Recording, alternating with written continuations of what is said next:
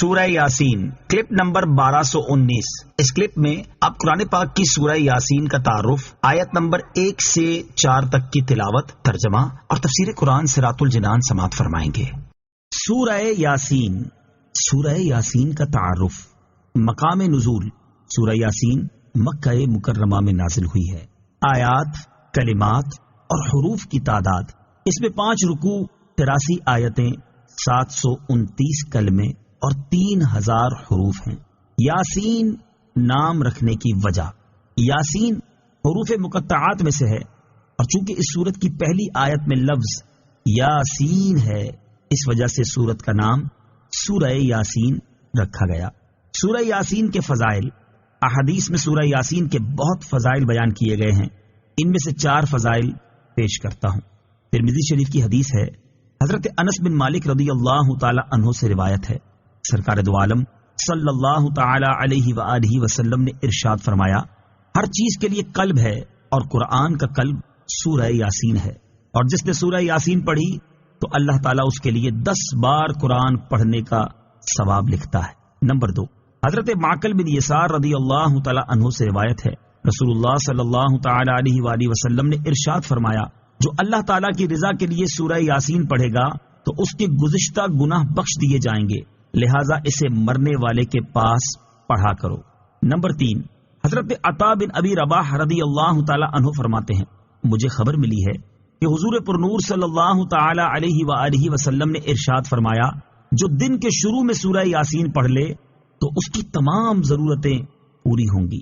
حضرت انس بن مالک رضی اللہ تعالی عنہ سے روایت ہے، حضور اقدس صلی اللہ تعالی علیہ وآلہ وسلم نے ارشاد فرمایا، جو شخص ہر رات سورہ یاسین پڑھنے پر ہمیشگی اختیار کرے پھر وہ مر جائے تو شہادت کی موت مرے گا۔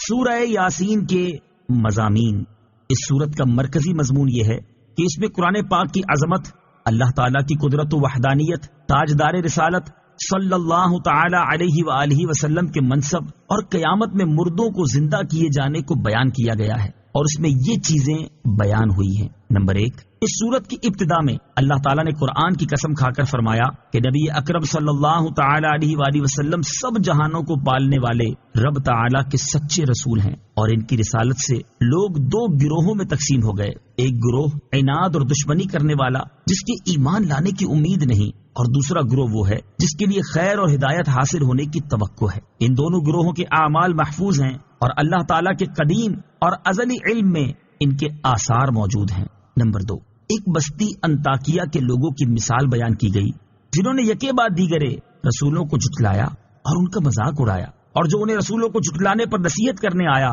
تو ان لوگوں نے اسے شہید کر دیا۔ نصیحت کرنے والا تو جنت میں داخل ہوا، اور اسے شہید کرنے والوں پر اللہ تعالیٰ کا عذاب نازل ہوا اور وہ جہنم میں داخل ہوئے۔ نمبر 3، کفار مکہ کو سابقہ امتوں کی ہلاکت کے بارے میں بتا کر اس بات سے ڈرایا گیا کہ اگر انہوں نے بھی سابقہ کفار جیسی روش نہ چھوڑی تو ان پر بھی عذاب نازل ہو سکتا ہے۔ نمبر 4، مردوں کو دوبارہ زندہ کرنے پر اللہ تعالیٰ کی قدرت اور اس کی وحدانیت پر، بنجر زمین کو سرسبز کرنے، رات اور دن کے آنے جانے، سورج اور چاند کو مسخر کیے جانے اور سمندروں میں کشتیوں کے چلنے سے استدلال کیا گیا، اور ان حقائق کا انکار کرنے والے کافروں کو دنیا و آخرت میں عذاب کی وعید سنائی گئی۔ نمبر 5، اللہ تعالیٰ نے اپنے حبیب صلی اللہ تعالی علیہ وآلہ وسلم کے شاعر ہونے کی نفی کی، اور یہ بتایا کہ وہ تو قرآن کے ذریعے اللہ تعالیٰ کے عذاب سے ڈرانے والے ہیں اور اس بات کی خبر دینے والے ہیں کہ لوگوں کو اللہ تعالیٰ کی نعمتوں پر شکر ادا کرنا چاہیے۔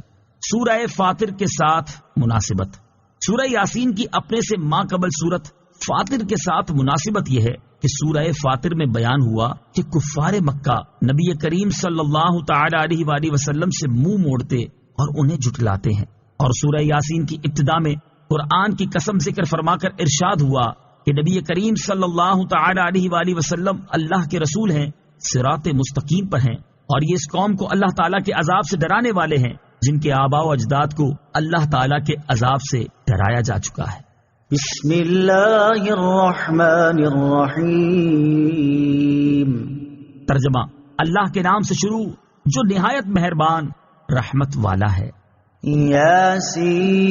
یاسین والقرآن الحکیم۔ إنك لمن المرسلين على صراط مستقيم۔ ترجمہ، حکمت والے قرآن کی قسم، بے شک تم رسولوں میں سے ہو، سیدھی راہ پر ہو۔ یاسین۔ تفسیر صراط الجنان میں ہے، یہ حروف مقطعات میں سے ایک حرف ہے، اس کی مراد اللہ تعالیٰ ہی بہتر جانتا ہے۔ نیز اس کے بارے میں مفسرین کا ایک قول یہ بھی ہے کہ یہ سید المرسلین صلی اللہ تعالی علیہ وآلہ وسلم کے اسماء مبارکہ میں سے ایک اسم ہے۔ یاسین نام رکھنے کا شرعی حکم۔ اعلیٰ حضرت امام احمد رضا خان علیہ رحمت الرحمان نے یاسین نام رکھنے کا جو شرعی حکم بیان فرمایا، اس کا خلاصہ یہ ہے کہ کسی کا یاسین اور طٰہٰ نام رکھنا منع ہے، کیونکہ بقول بعض علماء ممکن ہے کہ یہ دونوں اللہ تعالیٰ کے ایسے نام ہیں جن کے معنی معلوم نہیں، کیا جب ان کے وہ معنی ہوں جو غیر خدا پر صادق نہ آ سکیں، اس لیے ان سے بچنا لازم ہے۔ اور اعلیٰ حضرت رحمت اللہ تعالی کے بقول یہ نبی کریم علیہ الصلوۃ والسلام کے ایسے نام ہیں جن کے معنی سے واقف نہیں ہو سکتا ہے ان کا کوئی ایسا معنی ہو جو حضور اقدس صلی اللہ تعالی علیہ وسلم کے لیے خاص ہوں اور آپ کے سوا کسی دوسرے کے لیے اس کا استعمال درست نہ ہو۔ ان ناموں کی اعلیٰ حضرت رحمت اللہ تعالی کی بیان کردہ رائے زیادہ مناسب ہے، کیونکہ ان ناموں کا حضور اقدس صلی اللہ تعالی علیہ وآلہ وسلم کے لیے مقدس نام کے طور پر ہونا زیادہ ظاہر اور مشہور ہے۔ نوٹ: جن حضرات کا نام یاسین ہے وہ خود کو غلام یاسین لکھیں اور بتائیں، اور دوسروں کو چاہیے کہ اسے غلام یاسین کہہ کر بلائیں۔ والقرآن الحکیم۔ حکمت والے قرآن کی قسم۔